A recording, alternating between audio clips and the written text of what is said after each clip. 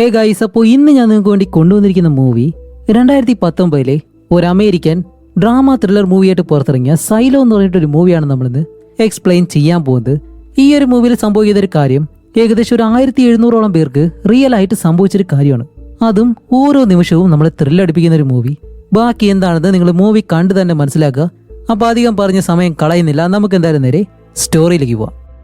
ഈ മൂവിയുടെ തുടക്കത്തിലെ ഒരാള് തന്റെ അച്ഛനെ പറ്റി ഇങ്ങനെ പറയാണ്. സൂര്യൻ ഉദിക്കുന്നതിന് മുന്നേ തന്നെ എന്റെ അച്ഛൻ എഴുന്നേറ്റ് നല്ലതുപോലെ ഞങ്ങൾക്ക് വേണ്ടി ജോലി ചെയ്ത് സൂര്യൻ അസ്തമിച്ചതിന് ശേഷം മാത്രമേ തിരിച്ച് വീട്ടിലേക്ക് വരത്തുള്ളൂ എന്ന് പറയുമ്പോൾ തന്നെ ആ ഒരു പറഞ്ഞ ആളുടെ അച്ഛനായിട്ടുള്ള ആഡ്ലറിനെ കാണിക്കുകയാണ്. അത് കഴിഞ്ഞിട്ട് ഇപ്പോൾ കാണിക്കുമ്പോൾ വാലറി എന്ന് പറഞ്ഞൊരു നേഴ്സ് തന്റെ ഹോസ്പിറ്റലിൽ ജോലി ചെയ്യാനായിട്ട് രാവിലെ തന്നെ റൂമിൽ നിന്ന് പോകുന്നു. അതുപോലെ വാലറിക്കാണെങ്കിലും ഒരു മകനുണ്ട്, അവന്റെ പേര് കോടി എന്നാണ്. അവനാണെങ്കിൽ ഇപ്പോൾ ലാപ്ടോപ്പിൽ ഒരു മ്യൂസിക് ക്രിയേറ്റ് ചെയ്യാണ്. അതുമല്ല ആ ഒരു പാട്ട് പാടുമ്പോൾ തന്നെ അവന് നല്ലതുപോലെ ചുമ വരുന്നുണ്ട്, കാരണം അവന് ശ്വാസം മുട്ടുണ്ട്. പെട്ടെന്ന് തന്നെ അവന്റെ കയ്യിലുള്ള ആ ഒരു ഇൻഹേലർ എടുത്തിട്ട് അത് യൂസ് ചെയ്തിട്ടാണ് ആ ഒരു ശ്വാസം മുട്ട് അവൻ ഇത്തിരിയെങ്കിലും കുറയ്ക്കുന്നത്. അങ്ങനെ ഇവര് രണ്ടുപേരും നേരെ കാറിലേക്ക് വന്നിരിക്കുകയാണ്, അമ്മയും മകനും. എന്നിട്ട് പോകാനായിട്ട് വരുമ്പോഴത്തേക്കും വാലറി കോഴിയോട് പറയുന്നുണ്ട്, അല്ല നീ ഇത്രയും സ്ട്രെയിൻ എടുത്തിട്ട് പാട്ട് പാടേണ്ട ആവശ്യമില്ല, നിനക്കൊന്നാതെ ശ്വാസം മുട്ടുള്ളതാണ് എന്നെല്ലാം പറയുമ്പോൾ തന്നെ മനസ്സിലായി വാലറിക്ക് എന്തായാലും ഇവൻ ഈ ഒരു പാട്ട് പാടുന്നത് ഇഷ്ടമല്ലാന്ന്. അതുമല്ല വാലറിക്കാണെങ്കിലോ ഒരു ഫോൺ കോളും വരുന്നുണ്ട്. പെട്ടെന്ന് ഹോസ്പിറ്റലിലേക്ക് ചെല്ലാൻ പറഞ്ഞ് അങ്ങനെ കാറും എടുത്ത് ഇവർ നേരെ ആ ഒരു ഹോസ്പിറ്റലിലേക്ക് പോകുന്നു. അതേസമയം തന്നെ അഡ്ലർ എന്ന് പറഞ്ഞിട്ട് ആ ഒരു സ്റ്റാർട്ടിംഗ് സീനിൽ കാണിച്ചല്ലോ, അയാളെ വീട്ടിലിരുന്ന് TV കാണുമ്പോൾ അയാളുടെ മകനായിട്ടുള്ള ജൂനിയർ ഇപ്പോൾ ആ ഒരു മുറിയിലേക്ക് വരുമ്പോഴത്തേക്കാണ് പെട്ടെന്ന് ആഡ്ലർ എന്ന് പറഞ്ഞിട്ട് അയാൾ ചോദിക്കുന്നത്, അല്ല മോനെ സ്റ്റാൻലി എവിടെ എന്നിങ്ങനെ ചോദിക്കുമ്പോൾ, അച്ഛാ സ്റ്റാൻലി മരിച്ചിട്ട് 20 വർഷമായി. അപ്പോൾ ക്ലാര എവിടെ എന്നെല്ലാം പറയുമ്പോൾ ജൂനിയറിന്റെ അച്ഛനായിട്ടുള്ള ആഡ്ലറിന് വയസ്സായതുകൊണ്ട് തന്നെ ഓർമ്മശക്തിയെല്ലാം നഷ്ടപ്പെട്ടു. അതുമല്ല മാനസികമായിട്ടും കുറച്ച് പ്രശ്നങ്ങളുണ്ട്. ആ ഒരു സമയത്താണ് വീടിന് വെളിയിൽ ഒരു കാർ വന്ന് നിൽക്കുന്നു. വേറെ ആരുമല്ല, വാലറിയാണ്.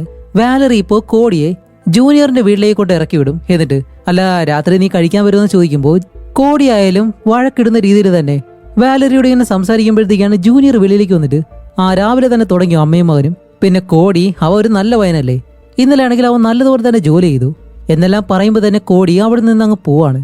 അപ്പോൾ വാലറി പറയും, എനിക്ക് പെട്ടെന്ന് ഹോസ്പിറ്റലിലേക്ക് പോകണം, ഒരു കേസ് ഉണ്ടെന്ന് പറഞ്ഞിട്ട് അവൾ കാറിലേക്ക് കയറിയിട്ട്, അല്ല അച്ഛൻ എങ്ങനെയുണ്ട് എന്ന് ചോദിക്കുമ്പോൾ ജൂനിയർ പറയും, അച്ഛൻ ഇപ്പോഴും പഴയ കാലത്ത് തന്നെയാണ്. അപ്പോഴാണ് വാലറി പറയുന്നത്, അദ്ദേഹത്തെ എന്തായാലും വെറുതെ ശല്യപ്പെടുത്തണ്ട, അങ്ങനെ തന്നെ ഇരിക്കട്ടെ എന്നും പറഞ്ഞിട്ട് വാലറി വണ്ടിയെടുത്ത് അവിടെ നിന്ന് പോവാണ്. അതേസമയം നമ്മുടെ കോടിയാണെങ്കിലോ ലൂച്ച എന്ന് പറഞ്ഞൊരു പയ്യന്റെ അടുത്തേക്ക് ചെല്ലും. അപ്പൊ ഇവര് രണ്ടുപേരാണ് ഇവിടെ ജോലി ചെയ്യുന്നത്. അതുപോലെ ലൂച്ചയാണെങ്കിലും ഇപ്പോൾ പുതുതായിട്ട് ജോയിൻ ചെയ്തതാണ്. അങ്ങനെ ഇവര് രണ്ടുപേരും സംസാരിക്കുന്ന സമയത്ത് പെട്ടെന്ന് അവിടെയുള്ള ആ ഒരു മെഷീൻ ഓഫ് ആവുന്നു. അതുപോലെ വർഷങ്ങളായിട്ട് ഇവിടെ ജോലി ചെയ്യുന്ന സട്ടർ എന്ന് പറഞ്ഞ ഒരാൾ വന്ന് ഇവരോട് പറയും, ഏയ് നിങ്ങൾക്ക് ഇപ്പൊ എന്തായാലും ഒരു ജോലിയുണ്ട്, അത് പെട്ടെന്ന് ചെയ്തു തീർക്കണം എന്ന് പറയുമ്പോൾ തന്നെ അവിടേക്ക് ജൂനിയർ വരുന്നുണ്ട്. അങ്ങനെ അവര് രണ്ടുപേരും അവിടേക്ക് പറഞ്ഞു വിട്ട് നമ്മുടെ ജൂനിയർ ആണെങ്കിലോ ഈ ഒരു മെഷീൻ എന്ത് പറ്റിയെന്ന് ഇങ്ങനെ നോക്കും. അതേസമയം വാലറി ആണെങ്കിൽ ഹോസ്പിറ്റലിൽ അവളുടെ ജോലി അവൾ നല്ലതുപോലെ തന്നെ ചെയ്യുന്നുണ്ട്. എന്നിട്ടാണ് കാണിക്കുമ്പോഴത്തേക്ക് നമ്മുടെ ജൂനിയർ ഇവിടെ കൃഷി ചെയ്യുന്നത് ചോളമാണ്. അതുമല്ല ഇവിടെ വലിയൊരു ടാങ്ക് പോലെ കണ്ടല്ലോ, അതിനകത്ത് ഈ ഒരു ചോളമാണ് അവർ ശേഖരിച്ചു വെച്ചിരിക്കുന്നത്. അപ്പൊ അത് പ്രവർത്തിക്കുന്ന ഒരു മെഷീൻ ഉണ്ട്. അപ്പൊ അവിടെയാണ് നമ്മുടെ കോടിയും ആ ഒരു പയ്യനും എല്ലാവരും ജോലി ചെയ്യുന്നത്.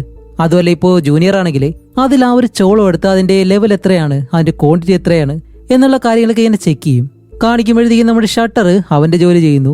അപ്പോഴേക്കാണ് കോടി ലൂച്ച എന്ന് പറഞ്ഞ ആ ഒരു പയ്യനോട്ട് സംസാരിച്ചിരിക്കുകയാണ്. അതുപോലെ ഇത്തവണയാണെങ്കിൽ നമ്മുടെ കോടി അവൻ ഇപ്പോൾ പുതുതായിട്ടുണ്ടാക്കിയ ആ ഒരു മ്യൂസിക് ലൂച്ചയ്ക്ക് കേൾപ്പിച്ചു കൊടുക്കുന്നു. അങ്ങനെ ഇത് കേട്ട് നമ്മുടെ ലൂച്ചയായാലും പറയും, ഹേയ് ഇത് സൂപ്പർ ആയിട്ടുണ്ട്, നിനക്കിതിൽ നല്ലൊരു ഭാവിയുണ്ട്, ഇത് തന്നെ കണ്ടിന്യൂ ചെയ്ത് പോയിക്കൂടെ എന്നിട്ട് ചോദിക്കുമ്പോൾ, ഇല്ല എന്റെ അമ്മയ്ക്ക് ഇത് ഒരിക്കലും ഇഷ്ടമല്ല, അമ്മ ഇതിനെന്തായാലും സമ്മതിക്കില്ല എന്ന് പറയുമ്പോൾ, ഏയ് അതൊന്നും കുഴപ്പമൊന്നുമില്ല, നീ ചെയ്ത് നോക്ക്, നിന്റെ അമ്മ എന്തായാലും സന്തോഷിക്കും. അങ്ങനെ സംസാരിച്ചിരിക്കുമ്പോഴത്തേക്കാണ് ഇവർ രണ്ടുപേരെയും ഷട്ടർ എന്ന് പറഞ്ഞ അയാള് ഇപ്പോൾ വിളിക്കുന്നത്. കാരണം ഈ ഒരു മെഷീൻ പ്രവർത്തിച്ചിട്ട് അത് വീണ്ടും ഓഫായി. അതുകൊണ്ട് തന്നെ ഇവർ വേറൊരു രീതിയിലാണ് അത് ശരിയാക്കാൻ പോകുന്നത്. അങ്ങനെ കാണിക്കുമ്പോഴത്തേക്കും ഈ ഒരു ചോളമെല്ലാം ശേഖരിച്ചു വെച്ചിരിക്കുന്ന ആ ഒരു വലിയ ടാങ്ക് ഉണ്ടല്ലോ, അതിനകത്തേക്ക് ഇവർ 3 പേര് ഇറങ്ങാൻ പോവാണ്. അപ്പൊ ഈ ഒരു വലിയ ബിന്നിലാണ് ഈ ഒരു ചോളം നിറച്ചിട്ടുള്ളത്. അതും 75% ചോളമാണ്. അപ്പൊ ഇവര് 3 പേര് അതിനടുത്തുള്ള ആ ഒരു ഏണി വഴി നേരെ ആ ഒരു ബിന്നിന് മുകളിലേക്ക് കയറും. അത്രയും വലിയൊരു ബിന്നാണ്. അങ്ങനെ ഇവര് 3 പേരും അതിന് മുകളിലേക്ക് കയറുന്ന ആ ഒരു സമയത്ത് തന്നെ ആഡ്ലർ എന്ന് പറഞ്ഞിട്ട് ജൂനിയറിന്റെ അച്ഛനുണ്ടല്ലോ, അയാൾ ഇപ്പോൾ ഒരു തൊപ്പി എടുത്തിട്ട് നേരെ വെളിയിലേക്ക് ഇറങ്ങി വരുന്നു. അപ്പോൾ ജൂനിയർ ആയാലും തന്റെ അച്ഛൻ എവിടെയെന്ന് പറഞ്ഞിട്ട് നേരെ വെളിയിലേക്ക് ഇറങ്ങി വന്ന് നോക്കാണ്. പക്ഷെ എവിടെയും കാണുന്നില്ല. അതേസമയം ഇവര് 3 പേരാണെങ്കിലോ ഈ ഒരു ബിന്നിനകത്തേക്ക് ഇറങ്ങാണ്. അതുമല്ല ലൂച്ചയ്ക്കാണെങ്കിൽ ഇപ്പോൾ നല്ല പേടി മുകളിലേക്ക് കയറിയത് കൊണ്ട് തന്നെ. അപ്പോഴേ ഷട്ടർ ആണെങ്കിലോ പെട്ടെന്ന് ആ ഒരു ബിന്നിന്റെ മൂടി തുറന്ന് അയാൾ ആദ്യം ഇറങ്ങുന്നു. അത് കഴിഞ്ഞ് പുറകെ തന്നെ നമ്മുടെ കോടി ഇറങ്ങുന്നുണ്ട്. അതിന് പുറകെ ലൂച്ചായും. അപ്പോഴേക്കാണ് ഇവിടെ നമ്മുടെ ജൂനിയർ അവന്റെ അച്ഛൻ എവിടെയാണുള്ളതെന്ന് കണ്ടുപിടിച്ചു. അത് കാണുന്നത് മോടി അടുത്തേക്ക് ചെല്ലുമ്പോൾ അവന്റെ അച്ഛൻ നിൽക്കുന്ന ആ ഒരു സ്ഥലത്ത് ഒരുപാട് സ്വിച്ചുകളൊക്കെ ഉണ്ട്. അച്ഛനെന്തിനാ ഇപ്പൊ ഇവിടെ വന്നതെന്നും പറഞ്ഞിട്ട് അതിലിങ്ങനെ നോക്കുമ്പോഴത്തേക്കാണ് അതിലൊരു സ്വിച്ച് ഓൺ ആക്കിയിട്ടുണ്ട്.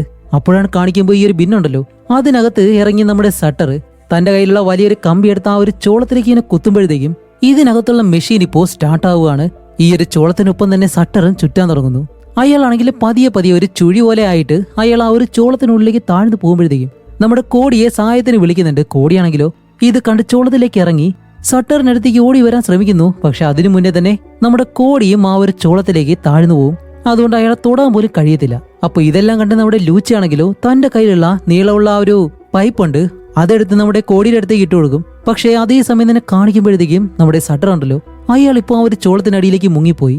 കോടിക്കാണെങ്കിലോ ഈ ഒരു പൈപ്പിൽ പിടിക്കാനും കഴിയുന്നില്ല. ഇവിടെ താഴെയാണെങ്കിൽ നമ്മുടെ ജൂനിയറിന് ഈ ഒരു മെഷീൻ സ്റ്റാർട്ടായ ആ ഒരു സൗണ്ട് കേൾക്കുന്നുണ്ട്. പക്ഷേ ഇതിനകത്ത് ഇവർ 3 പേരും ഇറങ്ങിയ കാര്യം മാത്രം അവൻ അറിയത്തില്ല. അവനാണെങ്കിൽ അതറിയാതെ ആ ഒരു മെഷീനും പെട്ടെന്ന് ഓഫ് ചെയ്യാണ്. അപ്പോഴേക്കാണ് നമ്മുടെ ലൂച്ച ഈ ഒരു ബിന്നിന് വെളിയിലേക്ക് വന്നിട്ട് പ്ലീസ് ഹെൽപ്പ് ചെയ്യണം, 2 പേരിനകത്ത് കുടുങ്ങിപ്പോയെന്ന് പറയുന്നതും ഇത് കണ്ട നമ്മുടെ ജൂനിയർ ആണെങ്കിലോ പെട്ടെന്ന് താഴേക്ക് വന്ന് അവന്റെ അച്ഛനെ നോക്കിയിട്ട് ആ ഒരു ഏണി വഴി തന്നെ മുകളിലേക്ക് കയറും. ലൂച്ചയാണെങ്കിൽ അവിടെ പേടിച്ചിരിക്കും. എന്താണെന്ന് ചോദിക്കുമ്പോൾ ഇവൻ ഈ ഒരു കാര്യം പറയുമ്പോഴത്തേക്കും സട്ടർ ഉള്ളിൽ പോയി കോടിയാണെങ്കിൽ അവിടെ പെട്ടുകിടക്കാണ്. അപ്പോൾ ജൂനിയർ പറയും ഓക്കെ ശരി, നീ എത്രയും പെട്ടെന്ന് എമർജൻസി നമ്പറിലേക്ക് വിളിക്കുക, ഞാൻ ഉള്ളിലേക്ക് പോയി നോക്കാമെന്ന് പറഞ്ഞ് ജൂനിയർ ഈ ഒരു ബിന്നിന്റെ അകത്തേക്ക് ഇറങ്ങി വരികയാണ്. താഴേക്ക് വന്ന് നോക്കുമ്പോഴത്തേക്കാണ് നമ്മുടെ കോടി അവന്റെ പകുതി ഭാഗവും ഈ ഒരു ചോളത്തിനടിയിൽ പെട്ടുപോയി. സട്ടർ ആണെങ്കിൽ നേരത്തെ തന്നെ ഈ ഒരു ചോളത്തിനടിയിലേക്ക് പോയതുകൊണ്ട് അയാളുടെ കൈ മാത്രമേ വെളിയിലുള്ളൂ. അയാൾ എന്തായാലും മരിച്ചതെന്ന് നമുക്ക് മനസ്സിലായി, കാരണം ശ്വാസം കിട്ടത്തില്ലല്ലോ. അപ്പൊ ഇത് കാണുന്ന നമ്മുടെ കോടി അയാളെ ഹെൽപ്പ് ചെയ്യാൻ വേണ്ടി മുന്നിലേക്ക് പോകാൻ ശ്രമിക്കുമ്പോൾ അവൻ വീണ്ടും ഈ ഒരു ചോളത്തിനുള്ളിലേക്ക് തന്നെ പോവാണ്. അപ്പോൾ ജൂനിയർ പറയും ഹേയ് കോടി, നീ ഒരു കാരണവശാലും അനങ്ങരുത് എന്ന് പറയുമ്പോഴത്തേക്കാണ് ഇതിനകത്തുള്ള പൊടിയെല്ലാം കാരണം നമ്മുടെ കോടിക്ക് ശ്വാസം മുട്ടാൻ തുടങ്ങാണ്.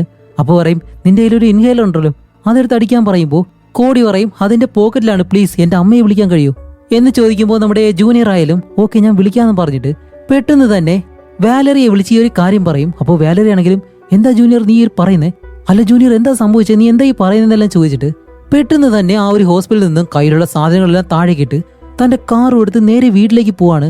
അതേസമയം ഇവിടെ ലൂച്ച എമർജൻസി നമ്പറിൽ വിളിച്ചത് കൊണ്ട് തന്നെ ഫയർ സ്റ്റേഷനിലുള്ള നമ്മുടെ ഫ്രാങ്കിന് ഈ ഒരു കാര്യം മനസ്സിലാവും. അപ്പോഴേക്കും തന്നെ മറ്റൊരാൾ നമ്മുടെ ഫ്രാങ്കിനെ വിളിക്കുന്നുണ്ട്. ഫ്രാങ്കിനെ വിളിച്ചിട്ട് ഈ ഒരു കാര്യം ഇവിടെ നടന്ന ആ ഒരു കാര്യം ഫ്രാങ്കിനോട് പറഞ്ഞ് ഇത് വാലറിയുടെ മകനാണെന്ന് ഇങ്ങനെ പറയുമ്പോൾ അവനായാലും പെട്ടെന്ന് തന്നെ വെളിയിലേക്ക് വന്നിട്ട് ആ ഒരു ഫയർ എഞ്ചിൻ വണ്ടി ഉണ്ടല്ലോ അത് സ്റ്റാർട്ട് ചെയ്ത് അവിടെയുള്ള എല്ലാവരെയും വിളിച്ച് ഇവിടേക്ക് പോകുന്നു. അതേസമയം വീട്ടിലേക്ക് വന്ന് നമ്മുടെ വാലറി ആണെങ്കിലോ കോടിക്ക് ആവശ്യമായിട്ടുള്ള ആ ഒരു ഇൻഹേലറും എടുത്ത് നേരെ ജൂനിയറിന്റെ വീട്ടിലേക്ക് വരും. ഇവിടെയാണെങ്കിൽ ലൂച്ച ആ ഒരു ഏണി വഴി നേരെ താഴേക്കിറങ്ങി അവനാകെ വിഷമിച്ച് വരുമ്പോഴത്തേക്കാണ് ഫ്രാങ്ക് പെട്ടെന്ന് തന്നെ ഈ ഒരു സ്ഥലത്തേക്ക് വന്ന് കാര്യം എന്താണെന്ന് ചോദിച്ചിട്ട് ഫ്രാങ്ക് ആണെങ്കിലും പെട്ടെന്ന് തന്നെ ആ ഒരു ബിന്നിന് മുകളിലേക്ക് കയറുകയാണ്. അങ്ങനെ ഫ്രാങ്ക് നേരെ മുകളിലേക്ക് ചെന്നിട്ട് ആ ഒരു ബിന്നിനുള്ളിലൂടെ അകത്തേക്ക് നോക്കുമ്പോൾ അവിടെ നമ്മുടെ ജൂനിയറിനെ കാണുന്നുണ്ട്. ജൂനിയറിന്റെ കയ്യിലേക്ക് ഒരു കയറെടുത്തിട്ട് കൊടുക്കും. ജൂനിയർ ഈ ഒരു കയറെടുത്ത് നമ്മുടെ കോടിയുടെ അടുത്തേക്ക് ഇടുമ്പോഴത്തേക്കും അവൻ അത് പിടിച്ച് അവന്റെ ദേഹത്തേക്ക് കെട്ടിവെക്കാണ്, കാരണം അവൻ താഴ്ന്നു പോകാതിരിക്കാൻ വേണ്ടി. എന്നിരുന്നാലും ഇതൊരു ചുഴി പോലെ ആയതുകൊണ്ട് എങ്ങനെയാണെന്ന് അറിയത്തില്ല, അവൻ അതും കെട്ടിങ്ങനെ ഇരിക്കുന്നുണ്ട്.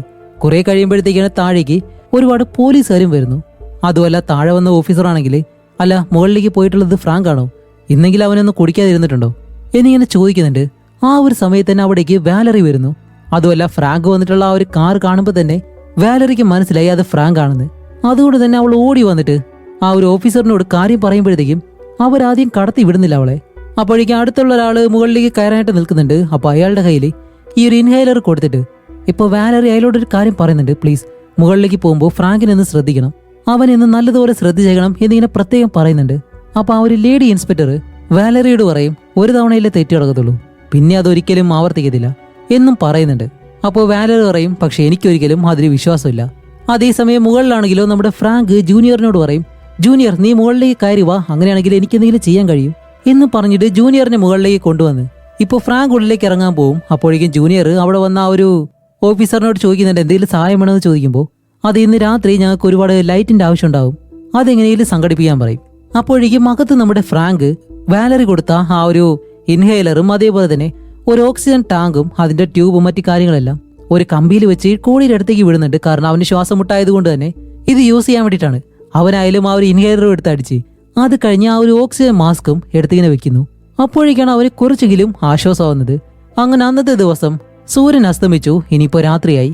ജൂനിയർ ആണെങ്കിൽ ആ ഒരു ബിന്നിന് ചുറ്റുമായിട്ട് വലിയ വലിയ ലൈറ്റ്സ് ഒക്കെ ഉണ്ട്, അതെല്ലാം പെട്ടെന്ന് അങ്ങ് ഓൺ ചെയ്യും. ഇവിടെ ലൂച്ചയാണെങ്കിലോ രാവിലെ നമ്മുടെ കോടി അവന് കേൾപ്പിച്ചു കൊടുത്ത ആ ഒരു പാട്ടുണ്ടല്ലോ അത് വിട്ട് കേട്ടിങ്ങനെ ഇരിക്കുകയാണ്. ഇതല്ലാതെ ഇപ്പൊ ഇവർക്ക് വേറെ ഒന്നും ചെയ്യാൻ കഴിയത്തില്ലല്ലോ. അപ്പോഴേക്കാണ് വാലറി അടുത്തേക്ക് വന്നിട്ട്, അല്ല നീ എന്താ കേൾക്കുന്നതെന്ന് ചോദിക്കുമ്പോൾ ഇത് കോടി പാടിയ പാട്ടാണ് എന്നും പറഞ്ഞ് അവരുടെ കയ്യിൽ കൊടുത്ത്, ഞാൻ ഒരുപാട് തെറ്റുകൾ ചെയ്തിട്ടുണ്ട് എന്ന് പറയുമ്പോഴത്തേക്കും ലൂച്ചയുടെ ഫാമിലി എവിടേക്ക് വരുന്നു. അവനായാലും ഓടി ആ ഒരു ഫാമിലിയുടെ അടുത്തേക്ക് ചെന്നിട്ട് ഇവിടെ ഉള്ളിൽ കാണിക്കുമ്പോൾ നമ്മുടെ കോടി ആയാലും ഫ്രാങ്കിനോട് ചോദിക്കുന്നുണ്ട്, അല്ല ഇനി എത്ര സമയം എടുക്കും, എപ്പോഴും എന്നെ വെളിയിലേക്ക് കൊണ്ടുവരാൻ പോകുന്നത് ചോദിക്കുമ്പോൾ ഫ്രാങ്ക് പറയും ഉടനെ തന്നെ നടക്കും. അല്ല നീ ഇപ്പോഴും മ്യൂസിക്കില് കോൺസെൻട്രേറ്റ് ചെയ്യുവാണോ, അത് തന്നെയാണോ നീ ചെയ്യുന്നതെന്ന് ചോദിക്കുമ്പോൾ അതീന്ന് ഇങ്ങനെ പറയും, ഞാൻ അപ്പോഴും നിന്റെ അമ്മയോട് പറഞ്ഞിരുന്നു നീ വലിയൊരു മ്യൂസീഷ്യൻ ആവുമെന്ന്. അപ്പോഴാണ് കോടി പറയുന്നത്, പക്ഷെ എന്റെ അമ്മയ്ക്ക് ഒരിക്കലും നിന്നെ ഇഷ്ടമല്ല. അപ്പോൾ ഫ്രാങ്ക് പറയും അതെനിക്കും അറിയാം എന്ന് പറയുമ്പോൾ ഇവിടെ താഴെ കാണിക്കുമ്പോഴത്തേക്കാണ് വീടിനകത്ത് നമ്മുടെ ജൂനിയറിന്റെ അടുത്ത് അവന്റെ അച്ഛൻ ആഡ്ലർ ഉണ്ടല്ലോ, അയാൾ ചോദിക്കും, മോനെ ഞാൻ എന്തെങ്കിലും തെറ്റ് ചെയ്തോ എന്ന് ചോദിക്കുമ്പോഴത്തേക്കും ഇത്രയും കാര്യം കിളവൻ ചെയ്തു വെച്ചിട്ട് ഇപ്പൊ തെറ്റ് ചെയ്തോന്നോ, സോറി വഴക്ക് പറഞ്ഞിട്ട് കാര്യമില്ല, പാവം പുള്ളിക്കാരന് ആ ഒരു അസുഖം ഉള്ളതുകൊണ്ടല്ലേ. അപ്പൊ ഇവര് സംസാരിക്കുന്ന ആ ഒരു കാര്യമാണെങ്കിലോ നമ്മുടെ വാലറി ആയാലും അവിടെ നിന്ന് കേട്ട് പെട്ടെന്ന് വീട്ടിൽ നിന്ന് വെളിയിലേക്ക് ഇറങ്ങി പോകുന്നു. അപ്പൊ ഇത് കണ്ട ജൂനിയർ ആയാലും പെട്ടെന്ന് വെളിയിലേക്ക് ഇറങ്ങി വന്ന് വാലറിയോട് നടന്ന കാര്യം എന്താണെന്ന് പറയും. അവന്റെ അച്ഛനാണ് ആ ഒരു മെഷീൻ ഓൺ ആക്കിയിട്ടതും മുകളിൽ ഒരു 3 പേരും ഉള്ള കാര്യം ഒരിക്കലും അറിയത്തില്ലായിരുന്നു എന്നെല്ലാം പറയുമ്പോഴത്തേക്കും വാലറി ചോദിക്കുന്നുണ്ട്, ഇപ്പൊ ഞാൻ എന്ത് ചെയ്യും, അയാളാണ് അവനെ രക്ഷിക്കാനായിട്ട് മുകളിലേക്ക് വന്നത്, അതുപോലെ ഫ്രാങ്ക് വിചാരിക്കാതെ എന്റെ മകനെ ഒരിക്കലും രക്ഷിക്കാൻ കഴിയത്തില്ല എന്നെല്ലാം വാലറി വളരെ വിഷമത്തോടെ പറയുമ്പോൾ ജൂനിയർ ആയാലും പറയുന്നുണ്ട്, പേടിക്കണ്ട, എന്തായാലും ഫ്രാങ്കിനെ നമ്മൾ വിശ്വസിച്ചേ പറ്റൂ, അവനെ കൊണ്ട് മാത്രമേ നിന്റെ മകനെ രക്ഷിക്കാൻ കഴിയൂ എന്ന് പറയുന്ന സമയത്ത് നമ്മുടെ വാലറി ഇത് കേട്ട് അവൾക്കൊട്ടും ഇഷ്ടമില്ലാത്ത രീതിയിൽ ദേഷ്യപ്പെട്ട് അവിടെ നിന്ന് എഴുന്നേറ്റങ്ങ് പോവാണ്. അപ്പോൾ ഫ്രാങ്കിനോട് ഇവർക്ക് എല്ലാവർക്കും ഇത്ര ദേഷ്യം എന്താണെന്ന് ഇപ്പോഴും അറിയത്തില്ല. അതേസമയം ഈ ഒരു ബിന്നിനുള്ളിൽ കാണിക്കുമ്പോൾ നമ്മുടെ കോടിക്കാണെങ്കിലും ഇപ്പോൾ ശ്വാസം നല്ലതുപോലെ കിട്ടുന്നില്ല. അവനാണെങ്കിൽ വളരെ ബുദ്ധിമുട്ടുണ്ട്. അപ്പോൾ അവൻ പറയുന്നുണ്ട്, എന്റെ അച്ഛനെ പോലെ തന്നെ ഞാനും മരിച്ചു എന്ന് ചോദിക്കുമ്പോൾ ഇത് കേട്ട ഫ്രാങ്ക് ആയാലും നല്ലതുപോലെ വിഷമിച്ച് അവന്റെ കണ്ണുനീരൊക്കെ വരുന്നുണ്ട്. എന്നിട്ടാണ് അവൻ പറയുന്നത്, എനിക്ക് ജനിച്ച 2 കുട്ടികളിൽ ഒരു കുട്ടി മരിച്ചുപോയി, ജനിച്ചപ്പോഴത്തേക്കും അതിനും ശ്വാസം കിട്ടാനായിട്ട് വളരെ ബുദ്ധിമുട്ടായിരുന്നു. 3 ദിവസമാണ് ആ ഒരു കുഞ്ഞ് ആ ഒരു കഷ്ടപ്പാടെല്ലാം അനുഭവിച്ച് അവസാനം മരണപ്പെട്ടത്. ആ ഒരു സമയത്തെല്ലാം നിന്റെ അച്ഛനും എന്നോടൊപ്പം തന്നെ ഉണ്ടായിരുന്നു. എന്റെ ഒരു ബെസ്റ്റ് ഫ്രണ്ട്, നിന്റെ അച്ഛൻ മരിച്ചതിന് ശേഷം ഞാൻ നല്ലതുപോലെ ഉറങ്ങിയിട്ടില്ല, ആഹാരം കഴിച്ചിട്ടില്ല എന്നുള്ള കാര്യങ്ങളെല്ലാം ഫ്രാങ്ക് പറയുന്നു. അതേസമയം വെളിയിൽ ഒരു വണ്ടി വരുന്ന ശബ്ദം കേൾക്കുമ്പോഴത്തേക്കും ഫ്രാങ്ക് പെട്ടെന്ന് കോടിയോട് പറയും, ഏയ് അവര് വന്നു, ഞാൻ പറഞ്ഞില്ലേ ഇനി എത്രയും പെട്ടെന്ന് നിന്നെ ഇവിടെ നിന്ന് രക്ഷപ്പെടുത്തും, അതുകൊണ്ട് എത്രയും പെട്ടെന്ന് നിന്നെ രക്ഷിക്കാൻ പോവാണ്, പിന്നെ നീ വെളിയിൽ വന്ന ഉടനെ തന്നെ എനിക്ക് വേണ്ടിയിട്ട് ഒരു ട്യൂൺ ഉണ്ടാക്കണം എന്നെല്ലാം പറഞ്ഞ് നമ്മുടെ കോടിയെ കുറച്ച് സമാധാനപ്പെടുത്തി ഫ്രാങ്ക് ആണെങ്കിലും ബിന്നിൽ നിന്ന് താഴേക്ക് ഇറങ്ങിയിട്ട് ഇവിടെ രക്ഷിക്കാനായിട്ട് വന്ന ആ ഒരു ഓഫീസറിനോട് പറയും, സാർ അവനെ രക്ഷിക്കണമെന്നുണ്ടെങ്കിൽ നമ്മൾ ആ ഒരു ബിന്നിന്റെ മുകളിലോട്ട് തന്നെ പോയാൽ മതിയാവും, അതല്ലാതെ വേറെ മാർഗ്ഗമില്ല എന്ന് പറയുമ്പോൾ ഇവിടേക്ക് വന്ന ആ ഒരു ഓഫീസർ ആണെങ്കിലോ മറ്റൊരു മാർഗം കണ്ടുവച്ചിട്ടുണ്ട്. എന്താണെന്ന് വെച്ചാൽ ഈ ഒരു ബിന്നിന്റെ താഴ്ഭാഗം ഇവർ കട്ട് ചെയ്യാൻ പോകുന്നു. ഇത് കേൾക്കുമ്പോഴത്തേക്കും നമ്മുടെ ഫ്രാങ്ക് പറയും, സോറി അതൊരിക്കലും ചെയ്യാൻ കഴിയത്തില്ല, അങ്ങനെ ചെയ്തു കഴിഞ്ഞാല് അവൻ ആ ഒരു ചോളത്തിനുള്ളിലൂടെ വീണ്ടും താഴേക്ക് പോകത്തുള്ളൂ. കാരണം ചോളം താഴേക്ക് വരുമ്പോൾ ആ ഒരു ഫോഴ്സിൽ അവനെ ഉള്ളിലേക്ക് വലിക്കും, അങ്ങനെ അവൻ മരിച്ചു പോകുമെന്ന് പറയുമ്പോഴത്തേക്കും ആ ഒരു ഓഫീസർ എന്തായാലും അത് കേൾക്കുന്നില്ല. ഇവർ രണ്ടുപേരും ഈ ഒരു കാര്യം പറഞ്ഞിട്ട് അവിടെ കിടന്ന് വഴക്കുണ്ടാക്കുകയാണ്. അതുപോലെ അവിടെ വന്ന ആ ഒരു പോലീസ് ഓഫീസർ ഉണ്ടല്ലോ, അവരായാലും ഫ്രാങ്കിനെ വിളിച്ചിട്ട് പറയുന്നുണ്ട്, ഫ്രാങ്ക് നീ വെറുതെ വഴക്കുണ്ടാക്കാതെ, എന്തായാലും നീ അവനെ രക്ഷിക്കാൻ പോകുന്നില്ല, അവരാ ഒരു കാര്യം ചെയ്തോളും, എല്ലാവർക്കും ആ ഒരു പയ്യനെ രക്ഷിക്കണമെന്ന് മാത്രമേ ഉള്ളൂ, അതുകൊണ്ട് കുറച്ച് സമാധാനമായിട്ട് ഇരിക്കാൻ പറയുമ്പോൾ ഫ്രാങ്ക് അപ്പോഴും പറയുന്നുണ്ട്, ഇല്ല അയാൾ പറയുന്നത് തെറ്റായിട്ടുള്ള കാര്യമാണ്, ഇവിടെ എന്തെങ്കിലും മോശമായിട്ട് നടക്കും എന്നും പറഞ്ഞ് അവൻ നേരെ ദേഷ്യപ്പെട്ട് കാറിലേക്ക് വന്നിരിക്കുന്നു. എന്നിട്ട് തന്റെ കാറിലിരിക്കുന്ന ആ ഒരു മദ്യം എടുത്ത് കഴിക്കാനായിട്ട് വരുമ്പോൾ എന്തോ ഒരു ഫ്ലാഷ് ബാക്ക് ഇങ്ങനെ ഓർക്കുന്നു. വേറെ ഒന്നുമല്ല, കോടിയുടെ അച്ഛനുണ്ടല്ലോ, ഇവര് രണ്ടുപേരും സുഹൃത്തുക്കളാണെന്ന് പറഞ്ഞു. കോടിയുടെ അച്ഛനായാലും ഇതുപോലെ ഒരു അപകടം സംഭവിക്കുമ്പോഴത്തേക്കും അയാൾക്ക് ശ്വാസം കിട്ടിയില്ല. അപ്പോഴേക്ക് CPR കൊടുക്കാനായിട്ട് ഫ്രാങ്ക് ഒരുപാട് ശ്രമിച്ചെങ്കിലും ഒരിക്കലും അത് കഴിഞ്ഞില്ല. അങ്ങനെയാണ് കോടിയുടെ അച്ഛൻ മരിച്ചത്. അപ്പോൾ ഫ്രാങ്കിനെ കോടിയുടെ അച്ഛനെ രക്ഷിക്കാൻ കഴിഞ്ഞില്ല. അതിന് കാരണം ഇവൻ ഒരുപാട് മദ്യം കഴിച്ചതുകൊണ്ടാണ്. ആ ഒരു കാരണം കൊണ്ടാണ് കോടിയുടെ അമ്മയ്ക്കായാലും ഫ്രാങ്കിനോട് അത്രയും ദേഷ്യം. ഇവിടെ നമ്മുടെ ജൂനിയർ ആണെങ്കിലും വീടിനകത്തിരുന്നിട്ട് ഇനി എന്താണ് സംഭവിക്കാൻ പോകുന്നതെന്ന് അറിയത്തില്ല. വാലറി ആണെങ്കിലും അതേപോലെ തന്നെ കാറിൽ പോയിരുന്ന് തന്റെ മകനെ എങ്ങനെയും രക്ഷിക്കോ എന്നുള്ള ആ ഒരു ചിന്ത മാത്രമേ ഉള്ളൂ. എന്നിട്ട് കുറച്ച് സമാധാനപ്പെടാൻ വേണ്ടി കോടി പാടിയ ആ ഒരു പാട്ടെടുത്ത് കേട്ടിങ്ങനെ നോക്കാണ്. അത് കേൾക്കുമ്പോഴും അവൾക്ക് നല്ല വിഷമമുണ്ട്, അവൾ കരയാൻ തുടങ്ങും. അതേസമയം അവരെല്ലാവരും ആ ഒരു ബിന്നിന്റെ ഒരു ഭാഗത്ത് വലിയൊരു ഹോൾ ഇടുകയാണ്. അപ്പോഴേക്ക് എന്താണെന്ന് വെച്ചാലേ നമ്മുടെ ഫ്രാങ്ക് പറഞ്ഞതുപോലെ തന്നെ ആ ഒരു ചോളമെല്ലാം ഉള്ളിലേക്ക് ഇങ്ങനെ വലിക്കുന്നതും നമ്മുടെ കോടി അതിന് നടുവിലായിപ്പോയി. അവനാണെങ്കിൽ പതിയെ പതിയെ താഴ്ന്നുകൊണ്ടിരിക്കുന്നു. അപ്പോഴേക്കും നമ്മുടെ വാലറിയുടെ ആ ഒരു കാറിനടുത്തേക്ക് ലൂച്ച വന്നിട്ട് ഇവിടെ എന്താണ് നടക്കാൻ പോകുന്നത് എനിക്ക് അറിയത്തില്ല എന്ന് പറയുമ്പോൾ തന്നെ വാലറിക്ക് മനസ്സിലായി എന്തോ ഒരു അപകടം സംഭവിക്കാൻ പോകുന്നുണ്ടെന്ന്. അതുകൊണ്ട് അവൾ ആ ഒരു ബിൻ മുറിക്കുമല്ലോ, അതിനടുത്തേക്ക് ഓടി വരുമ്പോഴത്തേക്കും നമ്മുടെ ഫ്രാങ്ക് അവിടെ നിന്ന് വഴക്കുണ്ടാക്കാണ്.